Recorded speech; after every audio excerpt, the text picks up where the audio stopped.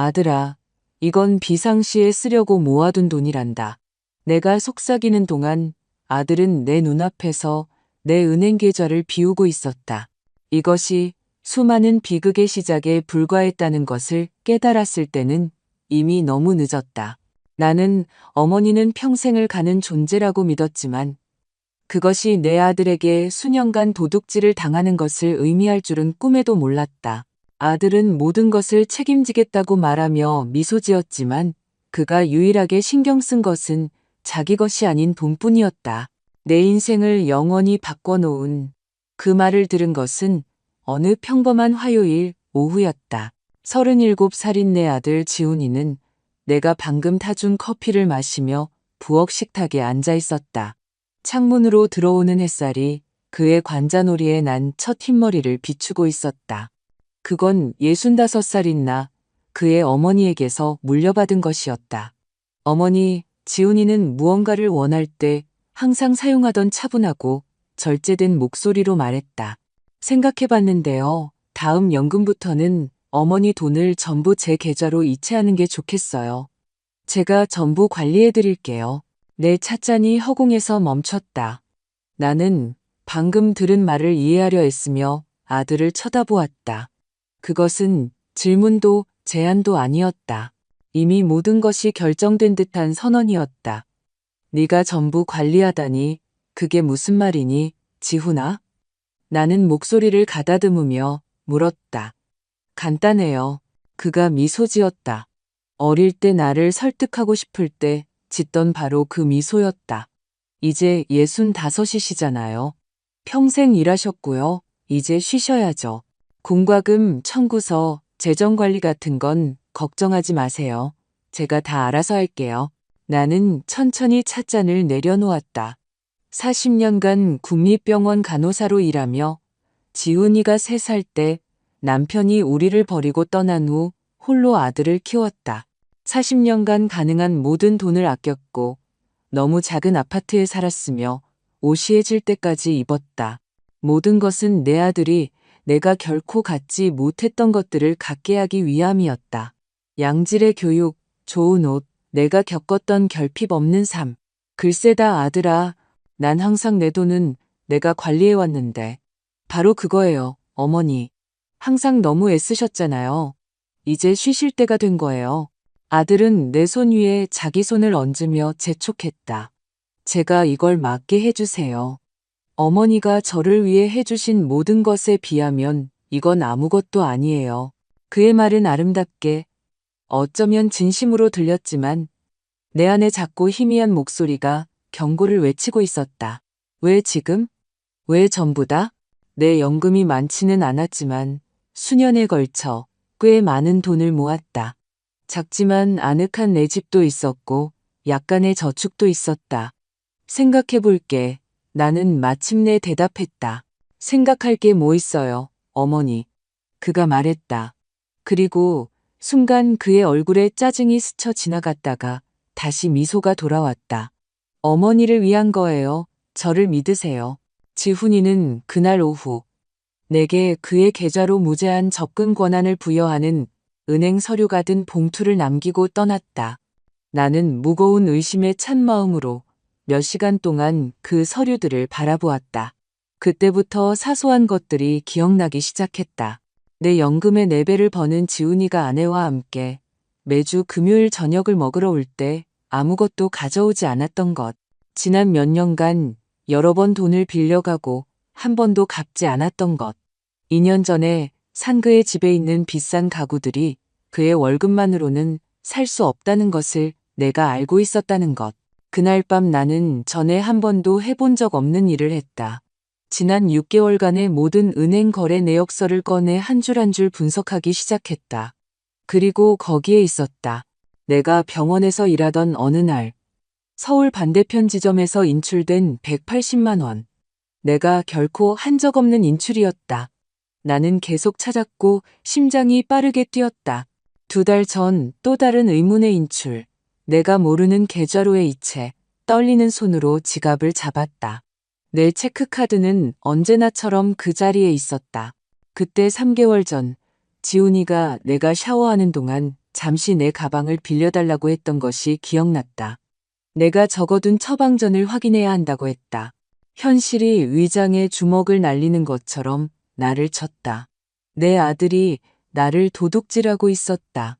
다음 날 아침 은행이 문을 열자마자 찾아갔다. 지훈이보다 나이가 많지 않아 보이는 젊은 지점장은 내가 상황을 설명하자 동정과 불편함이 섞인 눈으로 나를 바라보았다. 박선희 여사님, 이런 일은 생각보다 자주 일어납니다. 그녀가 낮은 목소리로 말했다. 가족 간의 금융사기는 매우 흔해요. 특히 노인분들을 상대로요. 정식으로 신고하시겠어요? 내 아들을 상대로 정식 신고를? 열이 나는 밤에 내가 안아주었던 아이. 내가 슈퍼히어로 의상을 꿰매주었던 아이.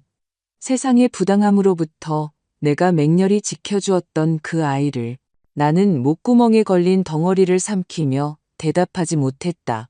지금은 그냥 모든 비밀번호를 바꾸고 새 카드를 신청하고 싶습니다. 나는 망설였다. 그리고 제 이름으로 된 다른 계좌나 대출이 있는지 확인하고 싶습니다. 조사 결과 내가 가장 두려워하던 것이 드러났다. 내가 신청한 적 없는 신용카드에 750만 원의 빚이 있었다. 내 주소가 아닌 곳. 바로 지훈이의 집 주소로 된 공과금 계좌가 있었다. 그리고 최악은 1년 전에 내 이름으로 신청된 500만 원의 대출이 내 신용기록을 심각하게 훼손하고 있었다는 것이다. 나는 그날 아침 10년은 늙은 기분으로 은행을 나섰다. 내가 키운 나 자신보다 더 사랑했던 아이가 어떻게 자기 어머니를 도둑질하는 이 낯선 사람으로 변했는지 이해하려 했으며 거리를 정처 없이 걸었다. 그날 오후 지훈이가 전화했을 때 나는 음성 사서함으로 넘겼다. 그의 메시지는 명확했다. 어머니, 오늘 밤에 서명한 서류 받으러 들를게요. 다음 달부터 이체가 시작되도록 다 준비해놨어요. 그때 나는 결심을 내렸다. 남은 하루 동안 이삿짐센터와 은행 지점장이 추천해준 변호사, 그리고 마지막으로 부동산 중개업소에 전화를 걸었다. 다음 날 아침 지훈이가 결코 놓치지 않던 금요일 저녁 식사를 하러 내 집에 도착했을 때 결국 공짜 집밥이었으니까 그를 놀라게 한 것은 바로 나였다. 집은 완전히 비어 있었다. 지훈이는 거실 문 앞에 서서 믿을 수 없다는 표정으로 얼어붙었다. 그의 아내 유진은 그의 어깨 너머로 동그래진 눈으로 엿보고 있었다. 어머니, 무슨 일이에요? 가구는 어디 갔어요? 텔레비전은요? 그의 목소리는 걱정과 비난 사이를 오갔다. 나는 집에 남은 유일한 의자, 텅 빈 거실 중앙에 전략적으로 놓인 부엌 의자에 앉아 있었다. 나는 오랫동안 진심으로 웃지 못했던 미소를 차분하게 지었다. 팔았어. 나는 간단하게 대답했다. 파셨다고요? 파셨다니 무슨 말이에요? 왜요? 지훈이는 가구가 어딘가에 숨겨져 있기라도 한 것처럼 주위를 둘러보며 거실로 들어왔다. 돈이 필요했어. 나는 목소리를 안정적으로 유지하며 설명했다. 네가 내 재정을 관리할 거라면 내가 먼저 쓸 돈을 좀 확보해 두는 게 좋겠다고 생각했지. 그의 얼굴에 떠오른 혼란은 금세 분노로 바뀌었다. 내가 그에게서 한 번도 본 적 없는 종류의 분노였다. 날 것 그대로의 통제되지 않은 무서운 분노. 순간 나는 내 아들이 두려웠다. 미치셨어요? 그가 소리쳤다. 우리가 저녁 먹으러 와서 어떻게 텔레비전을 봐요? 우리가 여기서 어떻게 편하게 있겠어요? 그 말은 한 줄기 명료한 빛과 같았다. 우리가 여기서 어떻게 편하게 있겠냐고? 어머니가 어떻게 편하게 지내실까요? 가 아니었다. 그것은 그들의 편안함에 대한 것이지 내 것이 아니었다. 내 집, 내 소유물은 오직 그들의 편의를 위해 존재했던 것이다. 유진이 다가왔다. 그녀의 하이힐이 이제 드러난 나무 바닥을 두드렸다. 어머님, 이건 말도 안 돼요. 저희는 매주 금요일마다 어머님 외로우실까봐 괜찮으신지 보러 오는데 이렇게 갚으시는 거예요? 이기적이라는 말하지 않은 단어가 우리 사이에 떠다녔다. 나 지훈이가 모든 것을 가질 수 있도록 자신의 삶을 포기한 여자. 37년 동안 그의 필요를 자신의 것보다 우선시했던 여자. 그의 대학 등록금을 내기 위해 이중 교대 근무를 했던 여자. 이기적이라고. 저녁은 준비 안 됐어. 내가 차분하게 말했다. 사실 오늘은 저녁 없어. 배고프면 다른 데 가서 먹으렴. 이어진 침묵은 무거웠다. 지훈이는 나를 마치 낯선 사람처럼 쳐다보았다. 그리고 어쩌면 나는 정말 낯선 사람이었을지도 모른다. 그가 결코 알지 못했던 나 자신도 이제 막 알아가기 시작한 나의 모습. 지금 하시는 행동을 신중하게 생각하셔야 할 거예요. 지훈이가 마침내 차갑고 계산적인 목소리로 말했다. 어머니 나이에 혼자 진심으로 걱정해주는 가족도 없이 지내면 아주 안 좋게 끝날 수 있어요. 어머니한테는 제가 전부예요. 그걸 기억하셔야 해요. 위협은 어설프게 감춰져 있었지만 나를 두렵게 하는 대신 내가 이미 의심했던 것을 확인시켜 주었을 뿐이다. 이 사람은 더 이상 내가 키운 아이가 아니었다. 그는 자신의 어머니를 착취할 자원, 편의, 은행 계좌로 보는 남자였다. 그들은 문을 쾅 닫고 나갔다.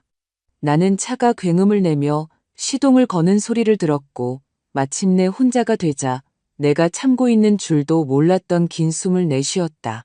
그 절대적인 침묵의 순간 가구는 비었지만 추억으로 가득 찬 집에서 나는 내가 얼마나 깊이 배신당했는지 이해하기 시작했다. 그것은 단지 돈 문제가 아니었다. 그것은 신뢰, 사랑, 어머니와 아들 사이의 신성한 관계에 대한 것이었다. 그 다음 주 지훈이는 여러 번 전화를 걸어왔다. 나는 모든 전화를 무시했다. 대신 내가 상담했던 변호사의 조언을 따랐다. 먼저 모든 것을 문서화했다. 승인되지 않은 모든 인출, 사기성 계좌, 내 동의 없이 빼돌려진 모든 돈. 총액은 나를 숨막히게 했다. 3년간 200만 원. 누군가에게는 큰 돈이 아닐 수도 있지만 나에게는 수년간의 신중한 저축, 매일의 희생, 모든 것을 가질 수 없었기에 필요 사이에서 선택해야 했던 시간들을 의미했다. 증거를 정리하면서 나와 지훈이의 역사를 되짚어 보았다. 그가 태어난 날, 세상에 온 것에 항의하듯 붉고 성난 모습. 내가 병원에서 야간 근무를 하던 밤들, 다른 선택지가 없어서 그를 이웃집에 맡겨야 했던 것. 재혼을 거절했던 희생, 상대방이 다른 아이를 키우는 것을 받아들이지 않았기 때문에 그가 8살이 될 때까지 우리가 더 넓은 공간을 감당할 수 없어서 침대 하나짜리 방에서 같이 잤던 시절. 고등학교 때 그가 간청했던 비싼 운동화, 내 월급의 절반을 차지했지만 친구들에게 뒤처지는 느낌을 받게 하고 싶지 않아서 사주었던 것. 10년이 걸려 갚은 대출로 지원했던 사립대학교. 졸업 후 5년 동안 한 푼도 보태지 않고 나와 함께 살면서 내가 모든 것을 지불하는 동안 저축했던 시간들. 그리고 그 모든 희생에 대한 보답으로 내가 늙기 시작하자 나를 도둑질하고 금요일마다 나를 공짜 식당처럼 취급하고 내가 겨우 모은 얼마 안 되는 돈을 완전히 장악할 계획을 세웠던 것. 대치 후 일주일 만에 지훈이가 예고 없이 나타났다. 이번에는 더 차분했고 나를 조종하고 싶을 때 사용하던 계산된 미소를 띠고 있었다. 어머니, 우리 어른답게 얘기해요. 그가 말했다. 충동적으로 가구를 다 파셨잖아요. 분명히 잘못된 결정을 내리고 계신 거예요. 이건 제 도움이 필요하다는 걸 증명할 뿐이에요. 나는 그를, 정말로 그를 오랫동안 그렇게 보지 않았던 방식으로 쳐다보았다. 그의 눈에 담긴 허영심, 비싼 옷, 손목의 고급 시계를 보았다. 내 희생 덕분이 아니라 내 희생에도 불구하고 그가 되어버린 남자를 보았다. 지훈아, 내가 차분하게 말했다. 인출권에 대해 알아. 신용카드도 공과금 계좌도 전부 다 알아. 그의 얼굴에서 미소가 순식간에 사라졌다. 무슨 말씀이신지 모르겠네요. 그가 대답했지만 목소리가 약간 떨렸다. 서류 다 가지고 있어. 변호사랑도 얘기했고 네가 한 짓은 사기야, 지훈아. 범죄라고. 그는 창백해졌다. 저한테 이러실 순 없어요. 전 어머니 아들이잖아요. 그래, 넌 내 아들이지. 그리고 내 아들이기 때문에 네가 내게 주지 않았던 선택지를 줄게. 네가 뺏어간 돈 전부 이자까지 쳐서 돌려주거나 아니면 내가 경찰서에 가거나. 그의 반응은 예상대로였다. 처음에는 부정, 그 다음에는 분노. 마침내 내가 물러서지 않을 것이라는 것을 깨달았을 때 그는 어설픈 위협을 했다. 후회하게 될 거예요. 아무도 어머니 말 안 믿을 거예요. 다들 어머니가 노망나서 헷갈린다고 생각할 거라고요. 나는 슬픈 미소를 지었다. 거래 내역서 다 있어, 지훈아. 은행에서 나눈 대화 녹음도 있고 네가 뺏어간 돈 한 푼 한 푼 다 문서화된 증거가 있어. 이건 내 말 대 내 말이 아니야. 이건 증거 대 너야. 그는 문을 부술 것처럼 세게 쾅 닫고 분노하며 나갔다. 하지만 이번에는 죄책감도 두려움도 느끼지 않았다. 나는 강하다고 느꼈다. 그 후 며칠 동안 지훈이는 나에 대한 비방 캠페인을 시작했다. 그는 소셜미디어에 늙은 어머니가 혼란스러워하고 있으며 자신은 단지 도우려 했을 뿐이고 사랑하는 사람이 결정을 내릴 능력을 잃어가는 것을 보는 것이 얼마나 고통스러운지에 대해 게시했다. 그의 친구들과 심지어 그를 어릴 때부터 알던 일부 이웃들은 연대를 표하며 이 힘든 시기에 그에게 지지를 보냈다. 아무도 내 입장을 묻지 않았. 그때 나는 더 이상 침묵하지 않기로 사랑이라는 이름으로 모든 것을 받아들이는 희생적인 어머니가 되기를 그만두기로 결심했다. 싸울 때였다. 첫 번째 단계는 은행에 정식으로 불만을 제기하는 것이었고, 두 번째는 사기죄로 법적 절차를 시작하는 것이었다. 그리고 세 번째, 가장 어려운 단계는 내가 결코 할 것이라고 상상하지 못했던 일, 즉, 지훈이가 한 짓을 공개적으로 폭로하는 것이었다. 법적 절차를 진행하는 동안 나는 가구를 판 돈을 다른 은행의 새 계좌로 이체했다. 지훈이와 고통스러운 기억들로부터 멀리 떨어진 다른 동네에 작은 아파트를 얻었다. 그리고 생전 처음으로 나 자신에 대해 생각하기 시작했다. 남은 인생 동안 무엇을 원할까? 65의 나이에 거의 처음부터 다시 시작하면서 어떤 미래를 만들 수 있을까? 답은 변호사 사무실 대기실에 있던 전단지에서 나왔다. 새롭게 시작하기에 너무 늦은 때란 없습니다. 그것은 시니어 창업 지원 프로그램 광고였다. 나는 그 화려한 종이 조각을 오랫동안 바라보았다. 새롭게 시작하기, 이 나이에 내 삶의 일부가 될 것이라고는 전혀 생각지 못했던 단어였다. 그 후 3개월은 내 인생에서 가장 강렬하고 변화무쌍한 시간이었다. 지훈이에 대한 법적 절차가 천천히 진행되는 동안 나는 가만히 기다리지 않기로 결심했다. 인생의 새로운 단계를 시작한다면 목적과 결단력을 가지고 할 것이었다. 나는 창업 프로그램에 등록했다. 첫날 나는 나와 비슷한 나이거나 더 많은 사람들로 가득 찬 강의실 맨 뒷줄에 앉았다. 주름진 얼굴에 완벽한 삶의 이야기가 담겨 있지만 아직 살고 창조할 것이 더 많다고 믿기에 그곳에 있는 사람들이었다. 왜 여기에 오셨습니까? 전염성 있는 열정을 가진 중년의 강사가 물었다. 내 차례가 되었을 때 나는 생각할 겨를도 없이 말이 튀어나왔다. 아들이 아니라 도둑을 키웠다는 걸 깨달았기 때문이에요. 그리고 이제 그의 어머니라는 것 외에 내가 누구인지 알아내야 해요. 충격적인 침묵의 순간이 있었고 그 뒤를 이어 예상치 못한 박수와 이해의 눈빛, 공감의 끄덕임이 있었다. 그 순간 나는 내가 혼자가 아니라는 것을 깨달았다. 그곳에 있는 많은 이들이 배신, 상실, 실망 후에 새롭게 시작하고 있었다. 수업 동안 나는 수십 년 동안 잠재워 두었던 열정을 재발견했다. 젊었을 때 지훈이가 태어나기 전에 나는 수제 한과를 만드는 것을 좋아했다. 성격은 강하지만 손재주가 뛰어났던 할머니는 내게 전통적인 조리법을 가르쳐 주셨고 나는 수년에 걸쳐 그것을 완성했다. 하지만 싱글맘으로 살아남기 위한 끊임없는 투쟁이 삶이 되면서 그 즐거움은 필요로 대체되었다. 강사들과 동료들의 격려에 힘입어 나는 다시 한과를 만들기 시작했다. 처음에는 수업에서 나누어 먹기 위해, 그 다음에는 작은 주문을 받기 시작했다. 내 손에서 나온 약과 여러 종류의 떡, 강정은 단순한 디저트 이상이었다. 그것은 독립선언이었다. 아무리 작은 판매라도 그것은 전적으로 내 것이었다. 지훈이가 내 기술, 창의력, 노력에서 나온 것이기에 빼앗아 갈 수 없는 무언가를 상징했다. 한편 법적 절차는 지훈이의 배신에 더 많은 층을 드러냈다. 변호사는 그가 내 동의 없이 내 이름을 보증인으로 사용하여 집을 리모델링하는 대출을 받았고, 내 이름으로 등록된 카드로 온라인 쇼핑을 했으며, 내가 상상조차 할 수 없었던 방식으로 체계적으로 내 신뢰를 악용했다는 사실을 밝혀냈다. 증거는 반박할 수 없었고, 마침내 지훈이의 변호사들이 합의를 제안했다.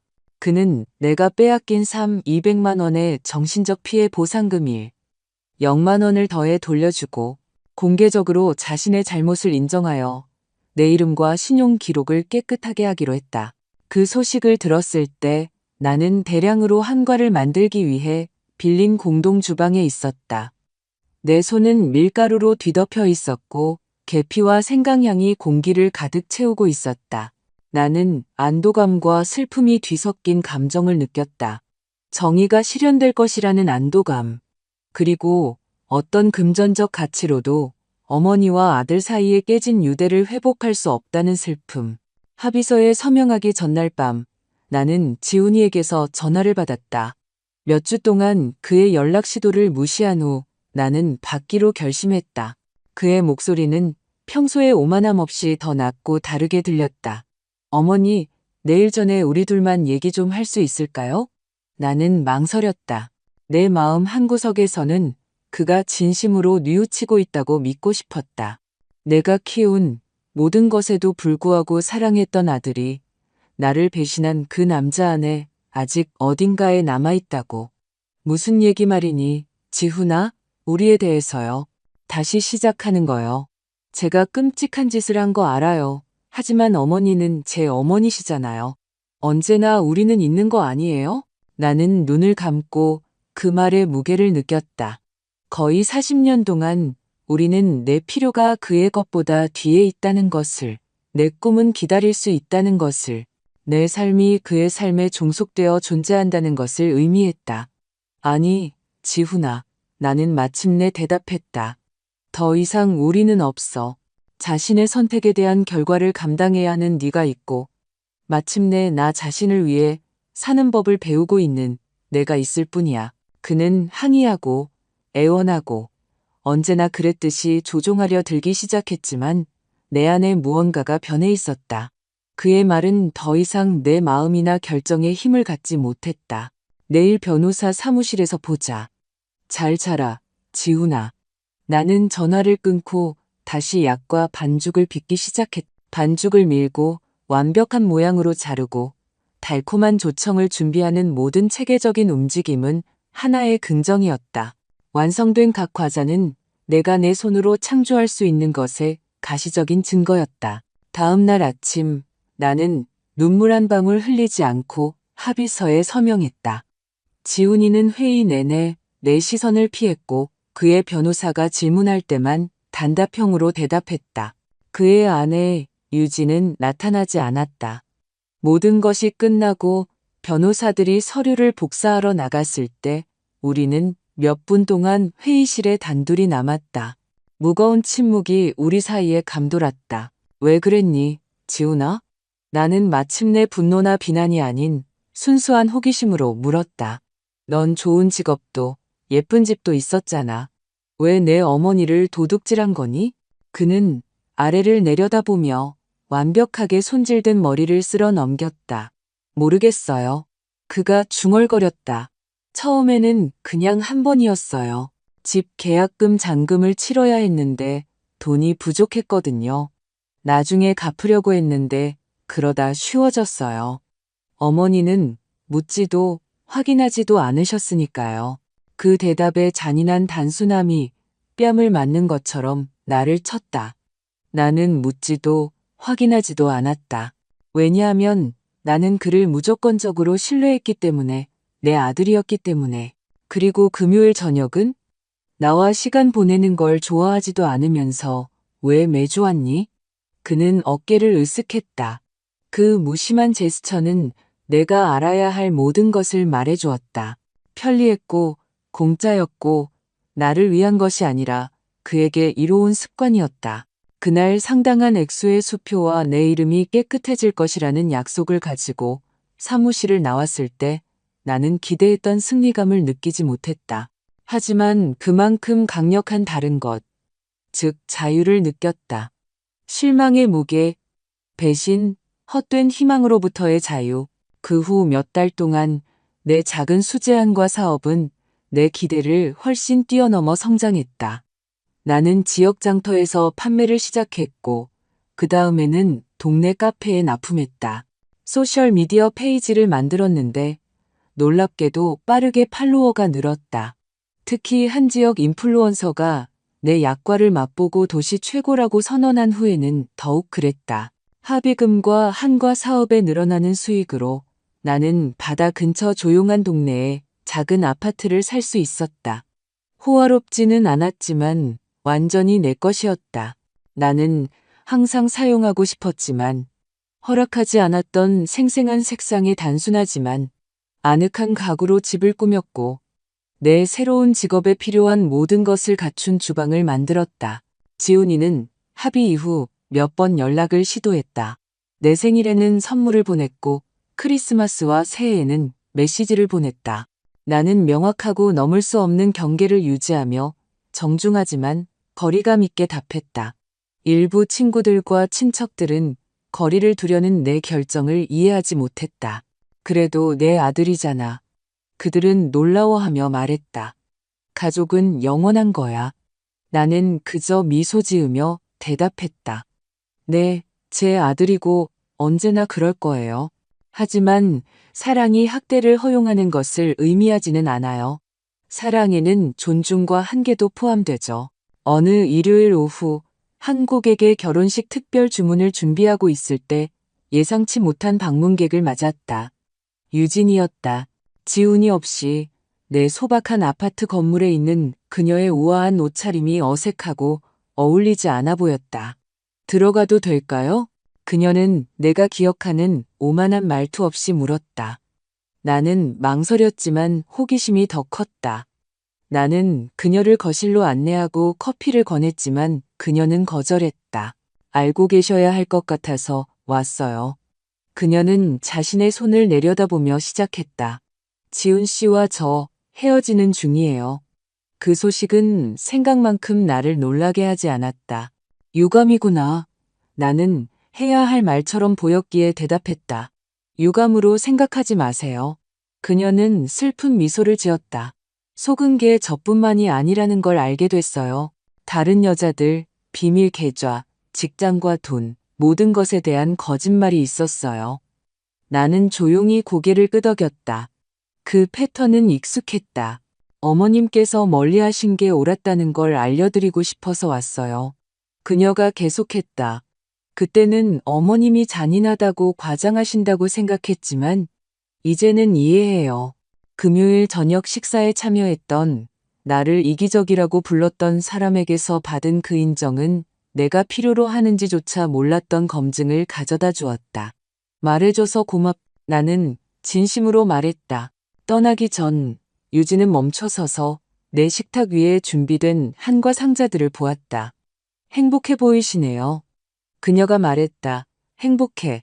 나는 그 말을 하면서 그 말 속의 진실을 깨달으며 대답했다. 65에 상상했던 방식은 아니었지만 행복했다. 그녀가 떠난 후 나는 부엌으로 돌아가 결혼식 답례품 작업을 계속했다. 모든 움직임은 정확했고 모든 과자는 완벽했다. 마치 내가 쌓아 올리고 있는 삶처럼 전통적인 의미에서 완벽하지는 않았지만 나에게는 완벽했다.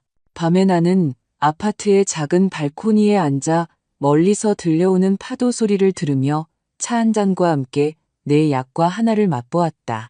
하늘이 주황색과 분홍색으로 변하고 첫 별들이 수줍게 나타나는 것을 지켜보았다. 나는 언젠가 아기를 품에 안고 마음의 꿈을 품었던 젊은 어머니였던 나를 생각했다. 희생의 세월, 잠 못 이루던 밤, 지훈이가 모든 것을 가질 수 있도록 거르던 식사들을 생각했다. 그리고 지금의 나, 더 현명하고 더 강하고 마침내 진정으로 자유로운 여자가 된 나를 생각했다. 지훈이와의 합의서에 서명한 지 1년이 지났다. 다시 가을이 찾아와 선선한 바람과 함께 도시의 보도를 따라 춤추는 황금빛 잎사귀들을 가져왔다. 내 작은 한과 사업은 가장 낙관적인 기대를 뛰어넘어 성장했다.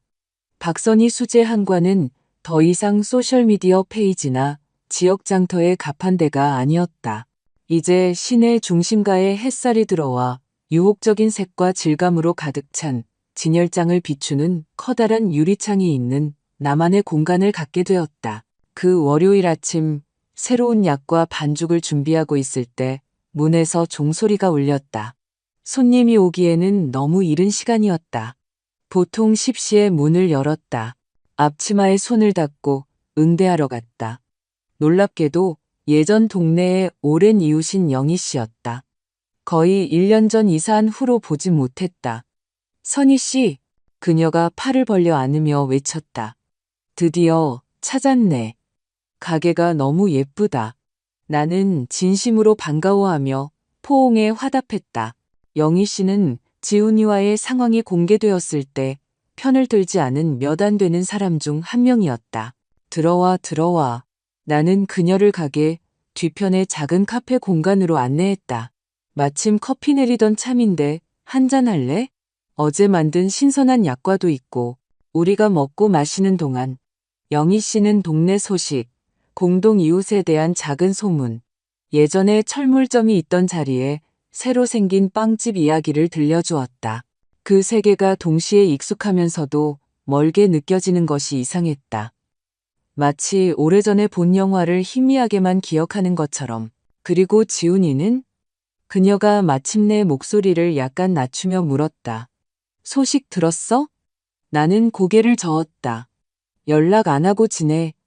나는 솔직하게 대답했다. 유진이한테 듣기로는 이혼 후에 집을 팔았대. 다른 도시로 이사가서 새 직장을 구했다고. 그 외에는 아무것도 몰라. 영희 씨는 이해한다는 듯 고개를 끄덕였다. 자기 아들이랑 연을 끊는 게 힘들었겠어. 내 인생에서 가장 힘든 결정이었지. 나는 보도를 걷는 행인들을 창밖으로 바라보며 인정했다. 하지만 가장 필요한 결정이기도 했어. 때로는 우리 삶에서 해로운 사람들을 제거해야 해. 그들이 가족일 때조차도. 아니, 특히 가족일 때 더 그렇지. 상처가 더 크니까. 달라 보여. 선희 씨. 영희 씨가 말했다. 더 가벼워 보이고 더 자신감 있어 보여. 나는 그 말 속의 진실을 인정하며 미소 지었다. 마침내 내가 남은 음식 이상의 가치가 있다는 걸 깨달았기 때문이야. 평생 나를 뒷전으로 미루고 살았어. 처음에는 필요 때문이었지. 혼자 아들을 키우는 건 선택의 여지가 없었으니까. 그 다음엔 습관이 됐고 그러다 덫이 되어버렸어. 덫이라니? 그래. 사랑이란 끊임없는 희생을 의미하고 좋은 엄마가 되는 것은 한계가 없는 것을 의미하며 늙어간다는 것은 자식들에게서 오는 아주 작은 관심의 부스러기라도 그것이 학대와 함께 올 때조차 받아들이는 것을 의미한다고 믿는 것. 영희 씨는 생각에 잠겨 커피를 한 모금 마셨다. 우리 중 많은 이들이 그 덫에 빠지지. 나 자신도. 그녀는 문에서 울리는 종소리의 말을 멈췄다. 한 젊은 여성이 호기심에 찬 눈으로 주위를 둘러보며 들어왔다. 실례지만 손님을 좀 봐야겠어. 나는 일어섰다. 그 고객은 결혼식 답례품을 찾는 예비 신부였다. 맛과 수량에 대해 이야기하는 동안 나는 영희 씨가 미소를 지으며 나를 지켜보고 있는 것을 알아차렸다. 주문 확인서를 가지고 다시 오겠다고 약속하고 고객이 떠나자 영희 씨가 다가왔다. 세상에서 내 자리를 찾았구나. 그녀가 말했다. 그것은 질문이 아니었다. 찾았지. 나는 확인했다. 66에 누가 알았겠어? 영희 씨가 떠난 후 나는 주방으로 돌아가 그날 팔 과자들을 계속 준비했다. 모든 움직임은 이제 거의 명상에 가까울 정도로 익숙했다. 일하면서 지난 1년의 여정을 되돌아보았다. 쉽지 않았다. 가슴에 구멍이 뚫린 것처럼 지훈이의 부재를 느끼며 울면서 깬 밤도 있었다. 거의 전화를 걸 뻔하고 어떻게든 평화를 유지하려는 오랜 필요에 거의 굴복할 뻔한 순간들도 있었다. 내가 너무 가혹하게 구는 건 아닌지, 또 다른 기회를 줘야 하는 건 아닌지 자문했던 날들도 있었다. 하지만 그럴 때마다 은행 거래 내역서, 사기 계좌, 내 재정을 완전히 장악하려 했던 그의 차가운 계산, 그리고 결단력이 되살아났다. 합의 후 첫 달이 가장 힘들었다. 돈의 일부를 사용하여 공동주방의 공간을 빌려 일주일에 3번 한과를 생산했다. 처음 몇 주 동안은 지출보다 적게 팔았다. 끔찍한 실수를 저질렀다고 다시 시작하기에는 너무 늙었다고 생각하기까지 했다. 나에게 필요한 관점을 제시해 준 것은 공동주방을 사용하여 장아찌를 만드는 80세의 최 여사님이었다. 선희 씨, 나이가 몇이야? 65이요. 그녀는 코끝에 걸친 안경을 고쳤으며 콧방귀를 뀌었다. 앞으로 20년, 30년은 더 살 수 있어. 그 시간 동안 잃어버린 것을 한탄하며 보낼 거야? 아니면 새로운 것을 만들 거야? 그녀의 직설적이고 감상적이지 않은 말은 내가 꼭 들어야 했던 것이었다. 그 다음 주, 나는 더 나은 포장에 투자하고 명함을 만들고 내 작업을 더 적극적으로 홍보하기 시작했다. 전환점은 시내의 매력적인 카페 주인인 지영 씨가 내 약과를 맛보았을 때 찾아왔다. 그녀는 자신의 가게에 주문을 했을 뿐만 아니라 지역 음식 축제에 참여하도록 나를 초대했다. 그곳에서 내 한과가 더 많은 사람들의 주목을 받았고 앞서 언급한 지역 인플루언서가 자신의 팔로워들에게 홍보하면서 주문이 쇄도하기 시작했다. 처음에는 일주일에 몇 건, 그 다음에는 하루에 여러 건. 6개월 만에 나는 나만의 공간, 지금은 나의 성역이자 생계수단이 된 이 작은 가게를 빌릴 수 있었다. 문의 종소리가 나를 현재로 되돌려 놓았다. 더 많은 손님들이 도착했다. 아침은 오후로, 오후는 초저녁으로 바뀌는 것을 미처 깨닫지 못했다. 마침내 영업 중 팻말을 마감으로 돌렸을 때 나는 생산적인 하루의 기분 좋은 피로를 느꼈다. 매일 그랬듯이 걸어서 집으로 돌아갔다. 내 아파트는 가게에서 15분 거리에 있었는데 다리를 뻗고 생각을 정리하기에 완벽한 거리였다. 길은 노인들이 장기를 두고 아이들이 부모와 조부모의 감독 아래 노는 작은 광장을 지나갔다. 때때로 그 가족들을 보면서 슬픔이 스며들었다. 언젠가 손주를 갖게 될지, 지훈이가 자신의 가정을 꾸릴지, 언젠가 우리가 화해할지 궁금했다. 하지만 그러다 인생은 대본을 따르지 않으며 때로는 우리가 자신을 위해 상상하는 이야기가 다시 쓰여야 한다는 것을 기억했다. 항상 해피엔딩이 동화처럼 되는 것은 아니었다. 내 해피엔딩은 지금 조금씩 하루하루 쓰여지고 있었다. 그것은 내 한과를 맛보는 손님들의 미소, 공급업체 및 다른 지역 상인들과 맺은 우정, 누구의 기대나 조종을 고려할 필요 없이 크고 작은 결정을 내릴 수 있는 자유에 있었다. 집에 도착했을 때 우편함에서 봉투 하나를 발견했다. 발신인은 없고 내가 즉시 알아볼 수 있는 필체로 내 이름과 주소만 적혀 있었다. 지훈이의 글씨였다. 잠시 동안 나는 건물 입구에 서서 그 봉투를 마치 살아있고 잠재적으로 위험한 것처럼 쳐다보았다. 내 마음 한구석에서는 읽지 않고 찢어버리고 싶었고 다른 한구석에서는 그에게서 온 소식, 진정한 후회의 신호를 갈망했다. 아파트로 올라가 부엌 식탁 위에 봉투를 놓았다. 차를 끓이고 목욕을 하고 가벼운 식사를 했다. 그 시간 내내 봉투는 마치 조용한 방문객처럼 관심을 기다리며 그곳에 있었다. 마침내 나는 앉아서 그것을 열었다. 안에는 손으로 쓴 편지와 낡은 사진 한 장이 들어 있었다. 갓난아기인 지훈이를 안고 있는 나, 갓 엄마가 된 사람만이 아는 피로와 기쁨이 뒤섞인 채 카메라를 향해 미소 짓고 있는 모습. 편지는 짧았다. 어머니, 용서를 바라지도 답장을 기대하지도 않습니다. 다만 제가 6개월 전부터 심리 상담을 시작했다는 걸 알려드리고 싶었어요. 제가 왜 그랬는지, 왜 저를 위해 가장 많이 희생한 사람에게 상처를 줬는지 이해하려고 노력하고 있습니다. 상담사 선생님은 갈 길이 멀다고, 만약 가능하다면 신뢰를 다시 쌓는 데는 몇 달이 아니라 몇 년이 걸린다고, 먼저 신뢰받을 만한 사람이 되어야 한다고 하셨습니다. 소셜미디어에서 어머니 가게를 봤어요. 정말 멋지더군요. 어머니가 세상에서 가장 맛있는 과자를 만드신다는 건 항상 알고 있었습니다. 이런 감정을 느낄 자격은 없지만 어머니가 자랑스럽습니다. 지훈 올림, 나는 숨겨진 조종이나 비밀스러운 의도를 찾으려 했으며 편지를 여러 번 읽었다. 하지만 놀랍게도 그런 것은 없어 보였다. 어떠한 요구도, 정당화하려는 시도도, 화해를 암시하는 요청도 없었다.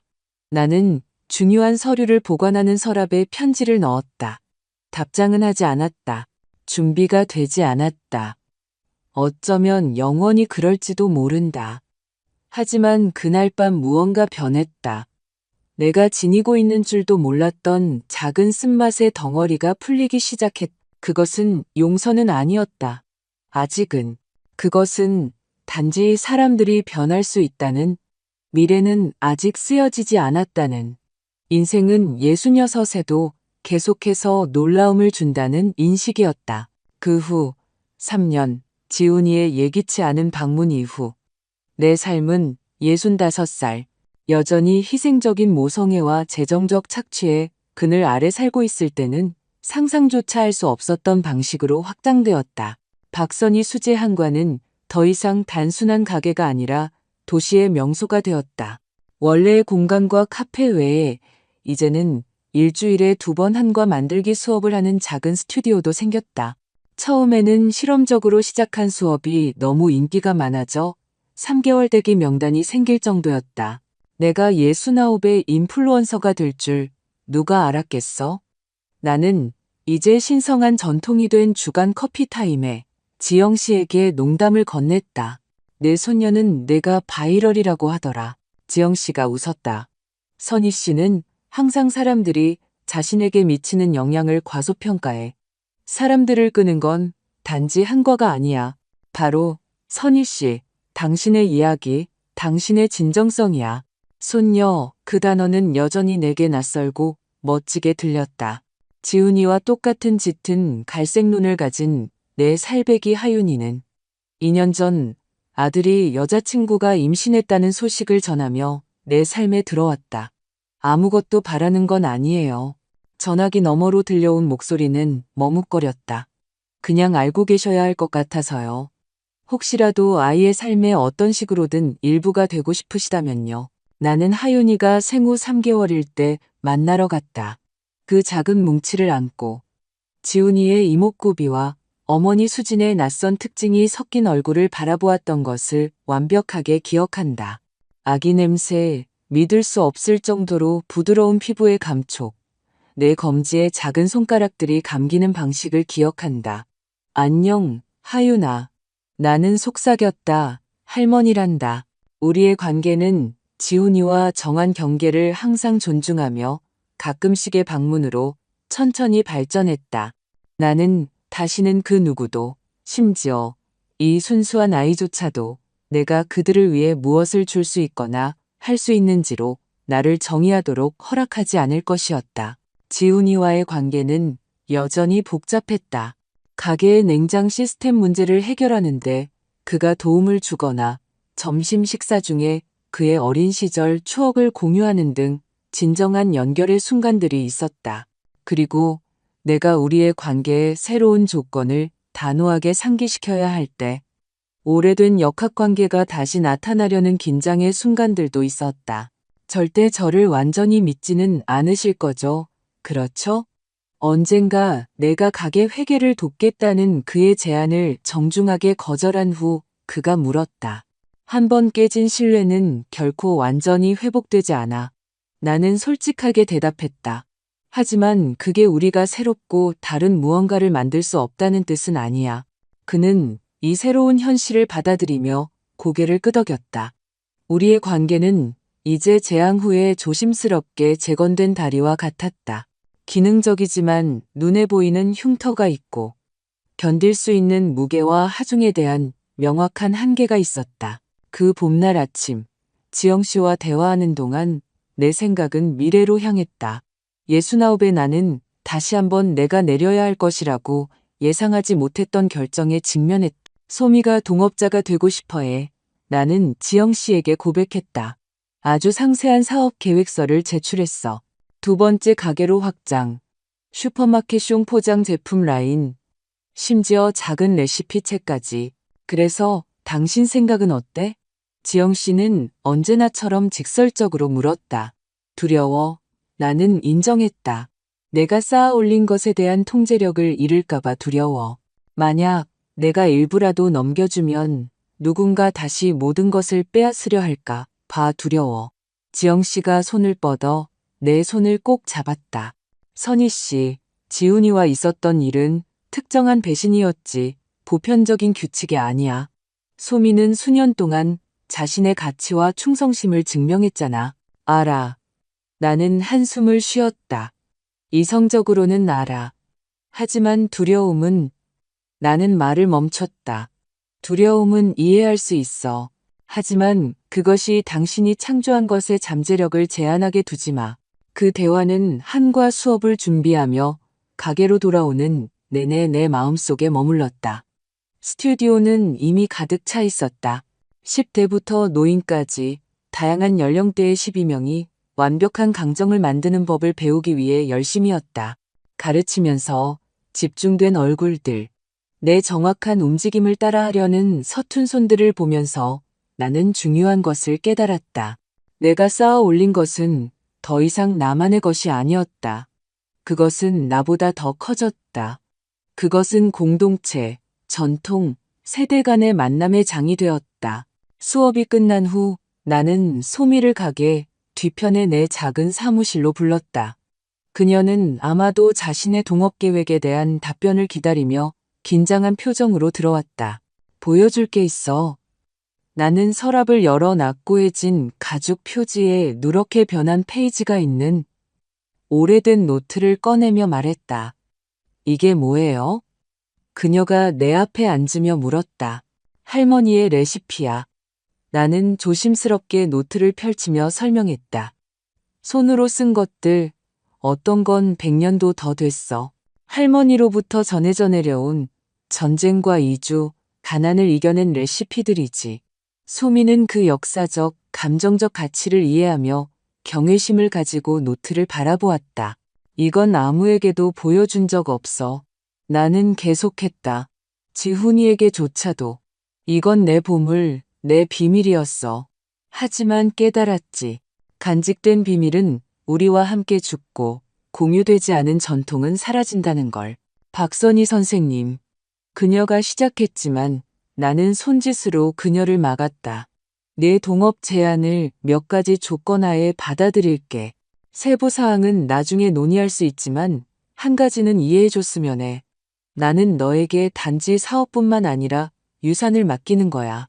이 레시피들, 이 이야기들은 내 일부이고 우리가 이 길을 함께 계속 간다면 너의 일부가 될 거야.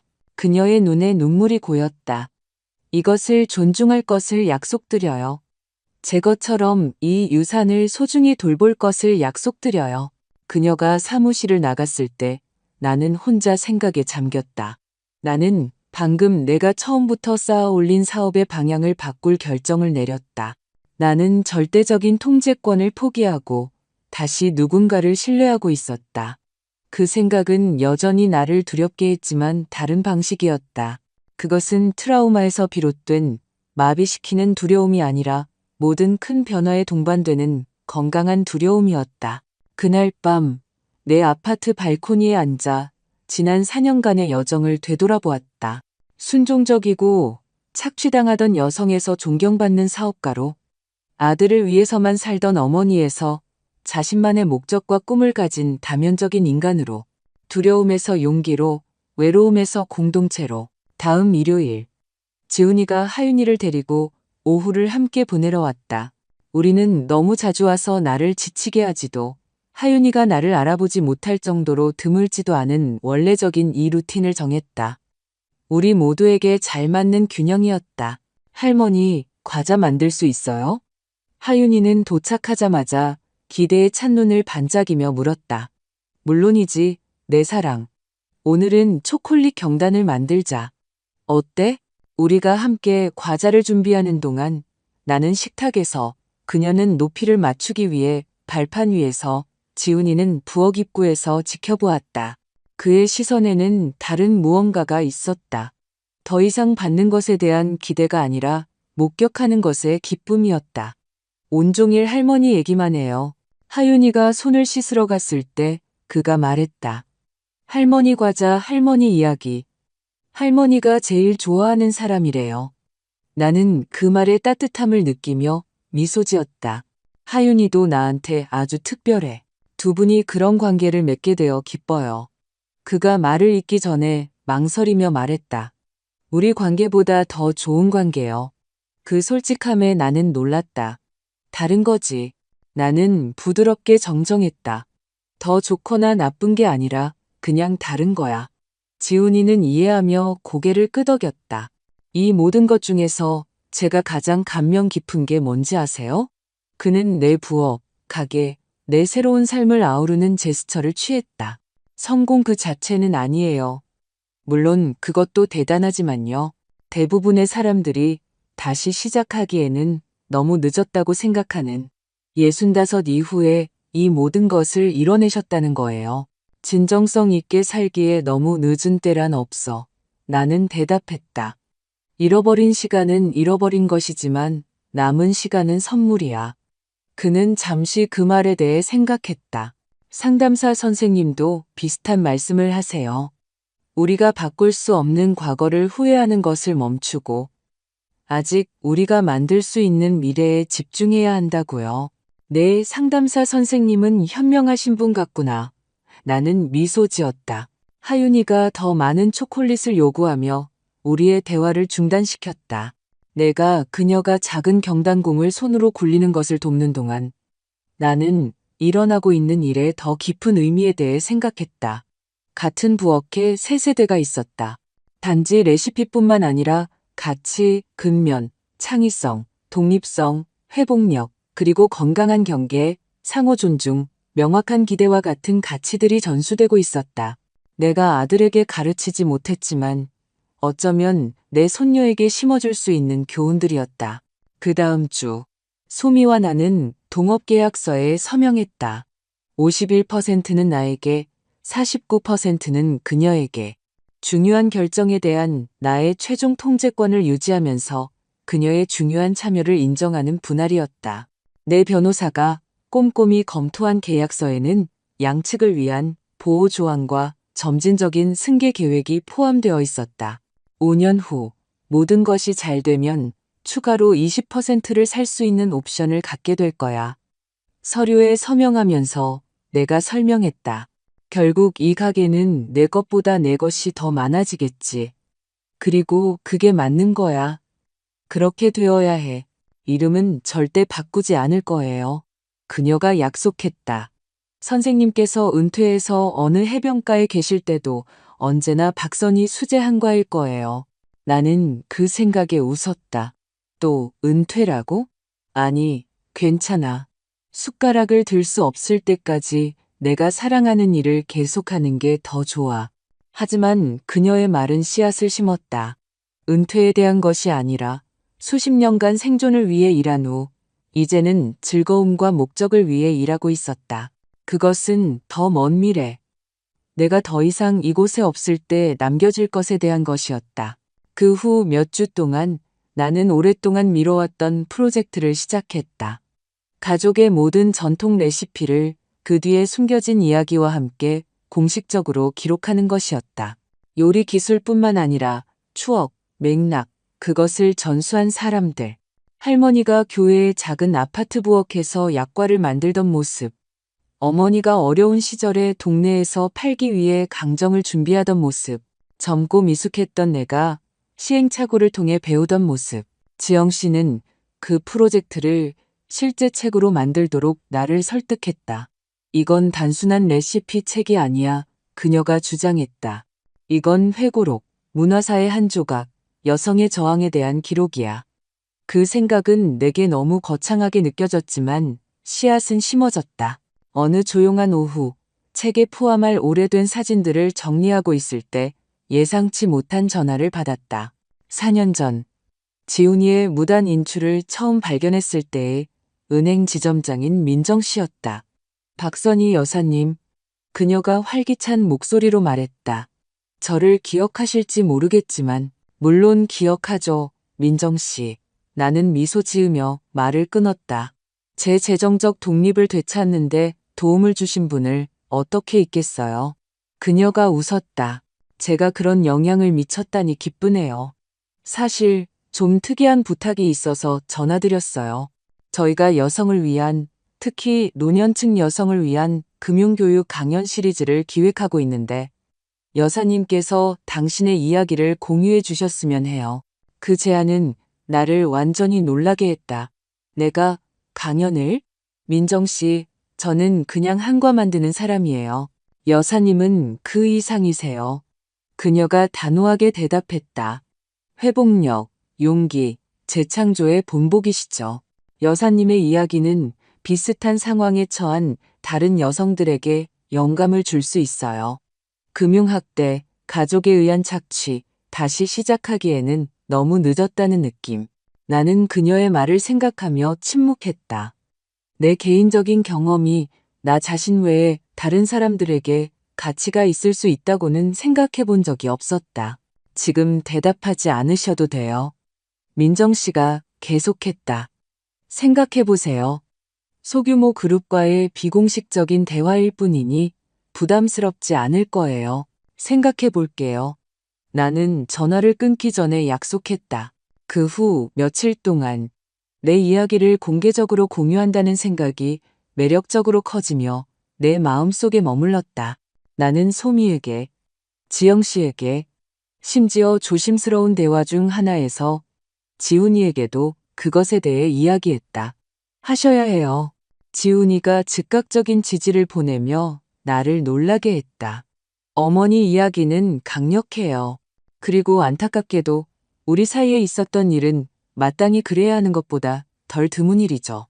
그 인정의 진솔함. 그가 과거의 행동을 축소하거나 정당화하려 하지 않았다는 사실이 어떤 사과보다도 내게 더 큰 의미가 있었다. 나는 민정 씨의 초대를 수락했다. 첫 강연은 소규모 그룹, 대부분 60세 이상의 여성 15명을 대상으로 할 예정이었다.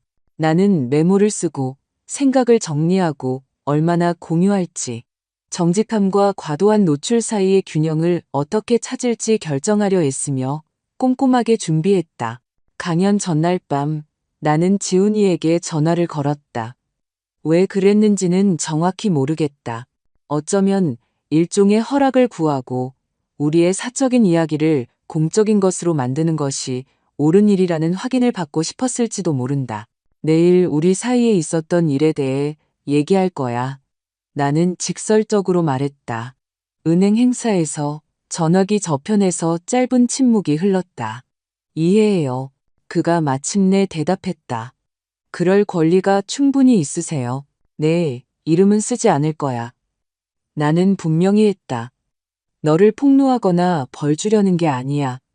다른 사람들을 돕기 위한 거야. 그렇게 해주셔서 감사해요. 그의 목소리에 감사가 역력했다. 하지만 제 이름을 쓰더라도 사실을 말하는 것뿐이겠죠. 때로는 진실이 아프지만 그렇다고 해서 덜 필요한 것은 아니니까요.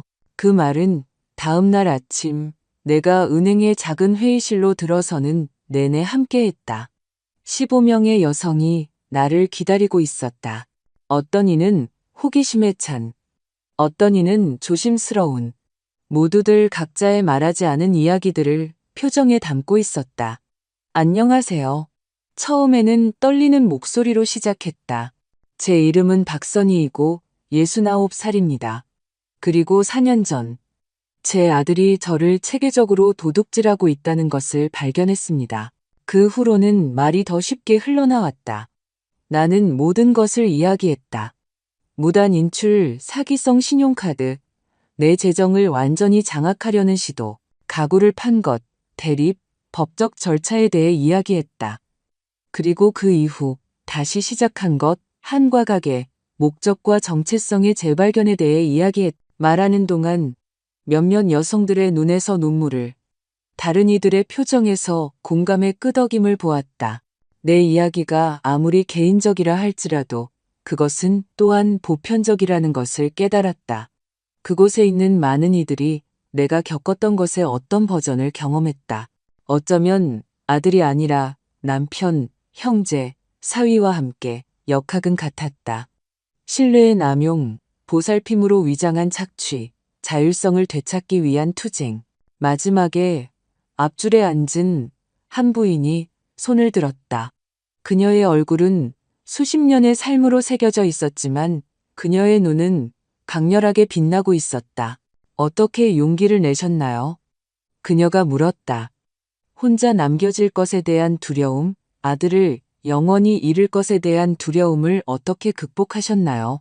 그 질문은 내 영혼을 울렸다. 그것은 정확히 4년 전. 만약 내가 그 방에 앉아 다른 여성이 나와 같은 이야기를 하는 것을 듣고 있었다면 내가 물었을 질문이었다. 용기는 한꺼번에 오지 않았어요. 나는 솔직하게 대답했다. 작은 발걸음으로 왔어요. 아들이 내 삶에 있음에도 불구하고 이미 내가 혼자라는 것을, 그 관계가 진정한 사랑이 아니라 착취에 기반하고 있다는 것을 깨달았을 때 왔어요. 나는 올바른 단어를 찾으며 잠시 멈췄다.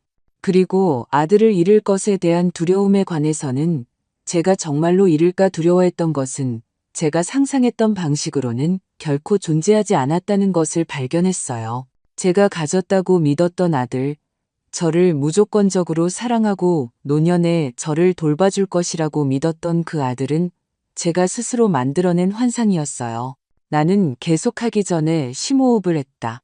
역설적이게도 멀어지고 명확한 경계를 설정하고 존중을 요구함으로써 저는 새롭고 더 건강한 관계를 위한 공간을 만들었어요. 결코 존재하지 않았던 상상 속의 아들이 아니라 그가 가진 모든 결정과 성장 가능성을 가진 실제 남자와요. 그 여성은 내 말을 흡수하며 천천히 고개를 끄덕였다. 다른 손들이 올라왔고 다른 질문들이 이어졌다. 나는 이전에는 나에게 그토록 수치심과 혼란을 안겨주었던 주제에 대해 말하는 나 자신의 명료함과 확신에 놀랐다. 세션이 끝났을 때 여러 여성이 다가와 자신의 이야기를 간략하게 공유하고 감사하고 조언을 구했다. 민정 씨는 만족스러운 미소로 모든 것을 지켜보고 있었다. 강력했어요. 마지막 참가자가 떠났을 때 그녀가 말했다. 제가 기대했던 것보다 더 강력했어요. 다시 해주실 수 있을까요? 어쩌면 더 큰 그룹을 위해서. 나는 감정적인 피로와 깊은 만족감이 뒤섞인 감정을 느끼며 그녀를 바라보았다. 네, 나는 대답했다. 다시 할 수 있을 것 같아요. 나는 그날 오후, 지난 몇 년간 내가 이룬 것에 대한 새로운 이해를 가지고 은행을 나섰다. 그것은 단지 번창하는 사업, 재정적 독립, 새로워진 정체성만이 아니었다. 그것은 또한 다른 사람들에게 다가갈 수 있는 목소리, 이야기였고 레시피와 요리 기술을 넘어선 유산이었다. 그 후 몇 달 동안 나는 은행, 커뮤니티 센터, 은퇴자 협회에서 더 많은 강연을 했다. 언제나 같은 핵심 메시지를 전했다. 당신의 힘을 되찾기에, 건강한 경계를 설정하기에, 다시 시작하기에 너무 늦은 때란 없습니다. 단순한 가족 레시피 기록으로 시작했던 책은 더 넓은 것으로 발전했다. 회고록, 레시피, 모성애, 노화, 늦깎이, 자아 발견에 대한 성찰이 혼합된 것이었다. 달콤한 인생 수업. 다시 시작하는 당신을 위한 레시피는 내 70번째 생일에 출간되었다. 나 자신에게 주는 선물이었다. 출간일, 한 작은 동네 서점에서 행사를 열었다. 나는 많은 것을 기대하지 않았다. 어쩌면 가게의 단골 손님 몇 명, 친구 몇 명, 소미와 직원들. 나는 서점이 완전히 꽉 차고 심지어 보도에서 기다리는 사람들까지 있는 것을 보고 깜짝 놀랐다. 군중 속에서 나는 익숙하고 낯선 얼굴들을 보았다. 지영 씨는 물론 친구가 된 다른 지역 상인들과 함께 있었다. 소미와 가게 직원들은 모두 박선희 수제안과 로고가 밝힌 티셔츠를 입고 있었다.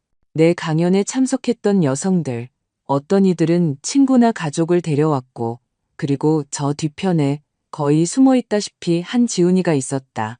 그의 옆에는 수진이 하윤이의 손을 잡고 있었다. 아들은 참석 여부를 확인해주지 않았고, 그의 예기치 않은 등장은 내가 인정하고 싶었던 것보다 더 나를 감동시켰다. 내 차례가 되어 말할 때 나는 어떻게든 내 이야기의 일부가 된 사람들로 가득 찬 이 방을 둘러보았다. 내가 재건하는 것을 도왔고 내 변화를 목격했으며 나 자신이 의심할 때 나를 믿어준 사람들. 65세 나는 시작했다. 저는 제 인생이 거의 끝났다고 생각했어요. 제게 남은 유일한 역할은 점점 더 보이지 않는 어머니, 점점 더 불필요한 노인이 되는 것이라고 생각했죠. 제가 틀렸습니다. 나는 책 표지를 손가락으로 쓸어보며 주름진 피부 아래의 질감을 느꼈다. 이제는 일, 창조, 사랑, 그리고 고통의 이야기를 담고 있는 손이었. 이 책은 단지 한과에 관한 것이 아닙니다. 물론 맛있지만요. 나는 청중의 웃음을 자아내며 계속했다. 이것은 쓴맛을 단맛으로 바꾸는 것. 우리에게서 빼앗긴 삶의 재료들을 되찾아 새롭고 완전히 우리만의 것을 창조하는 것에 관한 것입니다. 내 시선은 잠시 지훈이의 시선과 마주쳤다. 내 시선에는 비난이 없었고 그의 시선에는 죄책감이 없었다. 단지 우리가 오랫동안 길의 반대편을 걸었지만 공유된 여정에 대한 상호 인정만이 있었다. 때로는 가장 중요한 교훈이 인생의 늦은 시기에 찾아옵니다. 나는 계속했다. 그리고 때로는 가장 큰 배신이 가장 깊은 해방으로 이어질 수 있습니다. 저는 고통에 감사하지는 않지만 그 후에 온 성장에 감사합니다. 하윤이는 내 말의 더 깊은 맥락을 전혀 알지 못한 채 단지 할머니가 축하받는 것을 기뻐하며 방 뒤편에서 열정적으로 고개를 끄덕였다. 나는 미소 지으며 화답했다. 이 책은 유산입니다. 나는 결론 지었다. 단지 제 손녀나 제 가족의 미래 세대를 위한 것만이 아니라 변하고 성장하고 꽃 피우기에는 너무 늦었다고 믿는 모든 사람을 위한 것입니다. 다른 사람들을 위해 수행했던 역할들을 넘어 진정으로 당신이 누구인지 발견하기에 너무 늦은 때란 없습니다.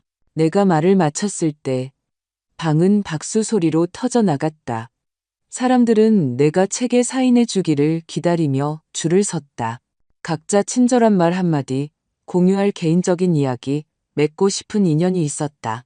지훈이는 줄이 줄어들 때까지 기다렸다가 다가왔다. 하윤이는 그의 옆에서 깡충깡충 뛰고 있었다. 아름다웠어요, 어머니. 그가 간단하게 말했다. 진심으로 어머니가 자랑스러워요. 그 말은 예전의 조종처럼 들릴 수도 있었지만 그렇지 않았다. 그의 목소리에는 위조할 수 없는 진정성이 있었다. 와줘서 고맙다. 내가 대답했다. 나한테는 큰 의미가 있어. 하윤이는 내 무릎 위로 뛰어오르며 자신의 사인책을 요구했다. 이건 특별한 거란다. 나는 그녀가 더 커서 할머니를 더 잘 알고 싶어 할 때를 위해 개인적인 헌사를 쓰며 말했다. 그날 밤 늦게 모두가 떠난 후 나는 서점 주인과 함께 의자를 정리하며 서점에 혼자 남았다.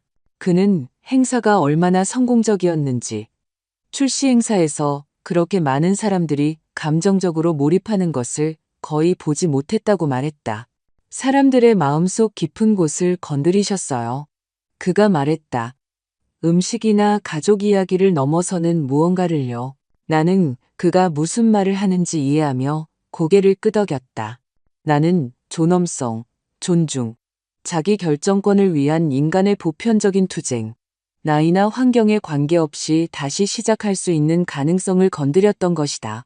그날 밤, 이제 진정으로 내 것이 된 도시의 별이 빛나는 하늘 아래 집으로 걸어가면서 나는 지난 몇 년간의 여정을 되돌아보았다. 착취당하는 것을 허용했던 여성에서 이제 다른 이들이 해방되도록 영감을 주는 여성으로, 아들을 통해서만 살던 어머니에서 내가 된 복잡하고 다면적인 인간으로, 70살에 내 인생은 한때 두려워했던 것처럼 끝나가는 것이 아니었다. 내가 결코 상상하지 못했던 방식으로 꽃피우고 있었다. 길은 쉽지 않았다. 배신의 고통, 재건을 위한 투쟁, 끊임없는 협상 속에 남아있는 복잡한 관계들. 그 어떤 것도 낭만화되거나 단순화될 수 없었다. 하지만 그 복잡함 속에는 아름다움이 있었고, 흉터에는 지혜가 있었으며 가장 쓴 교훈 속에도 단맛이 있었다. 집에 도착해서 나는 침대 옆 책장에 내 개인적인 책을 꽂았다. 그 옆에는 최근 사진이 있었다. 나, 하윤이, 그리고 지훈이가 가게 부엌에서 모두 앞치마를 두르고 초콜릿이 묻은 웃는 얼굴을 하고 있는 사진. 새로운 기억이 만들어지고 새로운 장이 쓰여지고 있었다. 그것은 동화처럼 완벽한 해피엔딩이 아니었다. 그것은 더 현실적이고 더 가치 있는 것. 끊임없이 다시 시작하는 것.